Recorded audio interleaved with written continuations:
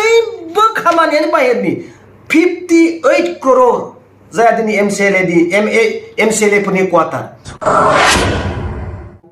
सोर जड़ित दङ बेजों प्रमद बर' बिथाङा मा सार्थआव मानि थाखाय बे खामानिखौ बिथांनो होखो बिटिआरनि बेकार सेंग्राफोर दङ एनडिबि फोर दङ एक्स एबसुफोर दङ बिथांमोननो जों दिनै खुसि मोनगोन दिनै आं नोंथांमोननि गेजेराव मोनसे गोनां खोथाखौ आं फोरमायनो नागिरदों बर' रावनि गेजेरजों जायखौ आं दैहाय बै गेस्ट हाउसआवहाय फुंनि समाव आं SMS आव बुंबाय नाथाय आं बर'आव बुंनो नागिरदों नोंथांमोना नैबे लेखाखौ मोनथिखाबाय बे लेखानि सोमोन्दै आं बुंदोंमोन बे लेखानि उद्देश्यआनो जाबाय बे क'क्राझार डिस्ट्रिक्टनि पिनारेडि 15 फाइनेन्सनि खामानि जाय खामानिनि अर्डारा जाहैबाय 58 था खामानिखौ दिनै सासेल' कन्ट्रेक्टरनो होनाय जादों जाय कन्ट्रेक्टरआ जोंनि बिटिआरनि नङा बा बिटिसिनि नङा बिथाङा जाहैबाय मिसेस आसाम एजेन्सि बिलासिपारायाथ' जोंनि नङा बे बिलासिपारानि नङि बिटिआरनि नङि सासे बिलासिपारानि आउट अफ बिटिआरनि मानसिया जोंनि एसेबां माखासे 58टा खामानिखौ बोरै मोननांगौ सोर जड़ित दङ बेजों प्रमद बर' बिथाङा मा सार्थआव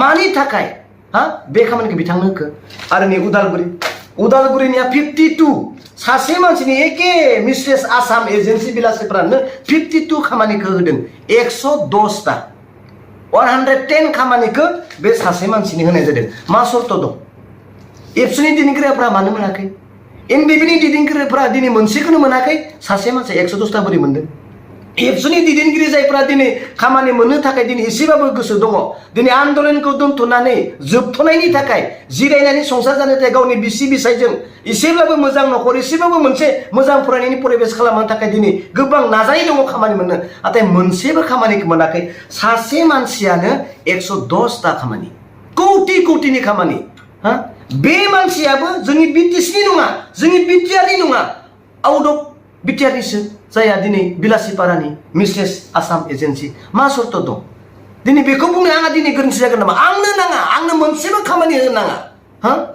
नाथाय जायफ्रा दिनै सरकाराव दङ बिटिआरनि रायजो राजाफोर दङ बिटिआरनि बेकार सेंग्राफोर दङ एनडिबिफोर दङ एक्स एबसुफोर दङ बिथांमोननो जों दिनै खुसि मोनगोन दे आं बुंखाबाय आरो नै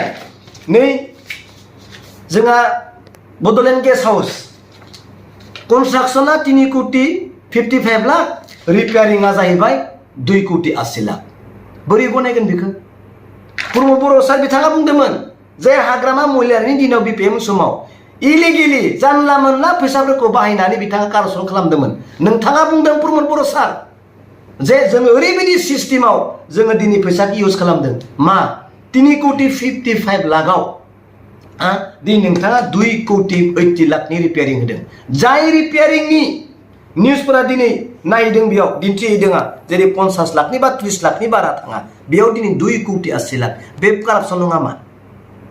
कारापसन नङा मा मबे सिस्टेमजों खामानि गासैबो खामानियानो बाहेरनि 58 crore जाया दिनै MCLA फोरनि क्वार्टार 58 crore NE इनफ्रा होननाय गुवाहाटीनि मानसिया लादों जायहा नै गेस्ट हाउसखौ बे गुवाहाटीनियानो बेसेबां गिदिर स्किम फिसाबाबो 20 लाखबाबो 15 लाखबाबो 50 crore 80 crore सोब गासैबो बिटिआरनि बाहेरनि गोजा बिटिसिनि मानसिया माखौ जागोन जोंनि बेकार सेंग्राफोरा माखौ जागोन बिनि थाखायनो दिनै बिटिआरनि अबस्थाया दिनै गाज्रि दिनै आं बेखौनो बुंदों आं नंगौखौ बुंदों आंनियाव लेखा दं लेखाया माब्लाबाबो नंखाय जानो हाया नोंथांमोना मोनगोन आङो दिन्थिगोन अफिस नोंथांमोननो आं बेखौ फरवार्ड खालामगोन जायफोरा आंनियाव नाम्बार दङ आं बारा गोबाव बुंनो सानाखै बे गासैबो खामानिया बिटिआरनि बाहेरनि दै कन्ट्रेक्टरा आं दिनै नोंथांमोननि सायाव बुंबाय थेंक इउ जाय खामानिया दिनैहाय बर'फोरा मोननांगौमोन 110टा खामानि बेखौ सोर मोनदों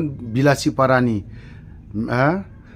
सोरबा आसामिस हारसा बांगाल गाव हारसाखायनो गाव हारसा माइन्डेडखायनो ओंखायनो जों बर'नि जेसेबां खामानि मावग्राफोर जायफ्रा बेकार खामानि गोग्लैनानै दं बर' सेंग्राफोर दिनै बे कन्ट्रेक्टजोंनो इजियैनो देरोबो इजियैनो जेनोबो आरो माहाजोन जानो गोरलैबो आरो फिसा जानोबो गोरलैखाबो खिन्थु बेफोर खामानिखौ जुदि 110टा खामानिखौ जुदि जों बर'फोरनि सेंग्राफोरनो जुदि होयोमोनबा बर'फ्रा ओरैनो बेखार थानाय नङामोन। दिनै प्रमद बर'आ माहाय खालामनो नागिरबाय थादों, दाउ फाननानै जानांगौ, दाउ गोदाना फानना जानांगौ, अमा गोदाना जानांगौ, बा दखान फिसा होनानै जानांगौ, थानांगौ जोंनाव बेफोरबो गासिबो थानांगौ, खानाय हाग्राबो थानांगौ। खिन्थु दिनै जाया दिनै मावनो गोसो गैया बेफोरखौ, दिनै बेफोरबायदिखौ होनो हायैनि मा गिदिर बाथ्रा दङ। दिनै बिक्रम दैमारिया जाखिनि बाथ्रा बुंनाय बेफोर सैथो आरो लेखाखौ लानानैसो बाथ्राखौ बुंदों। दिनै जाय मानसिया दिनै लेखा लानानै कयेकथा बुस्थुखौ प्रुफखौ लानानै खामानि बाथ्रा बुंगोन बेफोर खोथाफ्रा सैथोखा। दिनै बेफोरखौ बुङोबा प्रमद बर'आ लाजियो। दिनै बिटिआरजों लायनो बिराद जौगादों। दिनै नों हारसाखौसो, नों गुबुन हारि, नों बाङालिफोरखौसो जौगाहोगासिनो दङ। दिनै 110टा खामानिखौ जोंनि बर' सेंग्रा बेखार थानायफोरा दा मोनथों, XNDP-फोराबो दा मोनथों। होनाङा प्रमद बर', आबसुनि मानसिफ्राबो जायफ्रा थाग्राफोर बिसोरनोबो दाहो। खिन्थु जायफ्रा कन्ट्रेक्टारफोर दं होना, मोजां जागोन खामानिया, मोजां मावगोन। दिनै बिसोरनो जुदि मोजां देरोब्ला, बिसोरनो जुदि मोजां खामानिखौ जुदि मोनोब्ला, गैयिफ्राबोथ' बिसोरनिफ्रायनोथ' एसेब्लाबो बिनानै मालाबा लेखा फरायनायावनो होन, बहाबा माबा मोनसे स्कुलाव थांनाय माबा मोनसे नांगौ बिनो थांनायाव मोनगोन। दिनै बेखौबो नों खालामनानै होनो हायाखै। बेनोमोन नामा नोंनि सुइजारलेण्ड बानायनो नागिरनाया? बेनोमोन नामा नोंनि बे गोजोन गोरोबथाया? बेनोमोन नामा नोंनि बे बर'खौ बिराद गिदिर गिदिर उदां बड'लेण्ड, डिभाइड आसाम 50-50नि नामाव गाबख्रावग्राया नोंनोमोन नामा? थ' बेफोरबायदिनिफ्राय नोङो बे एसे थगायनायनि फारसे एसे गोजानाव थानाया मोजां। दिनैहाय नोङो गोबां खामानि मावदों होननानै बुंदों। माबे बिथिङाव मा खामानि? सेल्फ हेल्प ग्रुपनो कयेकजननो होदों, माखासे सेल्फ हेल्प ग्रुपआ दिनैहाय गैया। नाथाय दिनैहाय नोंसोर दिनै न' होदों, आइवे न' होदों होननानै बुंदों। बेफोर न' जेसेबां मोननाय बेफोर बै समावनो मोनबोनायमोन, बेफोरखौनो दिनै दासिमबो कमप्लिट खालामना होनो हायाखै। जौगानाया बेनोमोन नामा? मा खामानि मावदों बेफोरनोमोन नामा नोंसोर? बे मोनसे मोननै सेन्ट ग्रेभेल गारबाय, बिनि उनावहाय स्ट्रि थाबाय। दाथ' गोबां रिपेयार खालामनांगौ दङ, बेफोरखौ माला खालामगोन? नोंनि 4 बोसोर जालांलांसै। दिनै बे 4 बोसोर हां कमप्लिट जानोसै। दिनै बेयाव जुदि क्लियार खालामनो हायाबा माब्ला खालामबावगोन? थ' गोबां बाथ्रा बुंबावनांगौमोन, दिनै गुसुङैब्लाबो बेखिनि बाथ्राखौ लाबोनाय जादों। थ' दिनैहाय खामानिनि बेलायावहाय BTC-आव दिनै खामानि बर' सेंग्राफ्रा जुदि थाङोब्ला 10निफ्राय 15 लाखनि गेजेराव मालाबाबो मोजां खामानिखौ मोना। आरो जायफ्रा दिनैहाय पार्सेन्ट होगोन बेफोरसो मोनगोन। खोनानो मोनबावदों मा, नोंनि आखायाव फैसा दङब्ला मावनो हागोन, फैसा गैयाब्ला मावनो हाया। सोर बुंदों बेखौ? प्रमद बर'नि राव। दिनै प्रमद बर'आ दिनै बर'खौ अनग्रा, बर'खौ सिन्था खालामग्रा, बर'नि गैयैसे बेखार सेंग्राफोर थानायफोरखौ बेफोरखौ सिन्था खालामग्रा बेफोरनोमोन नामा?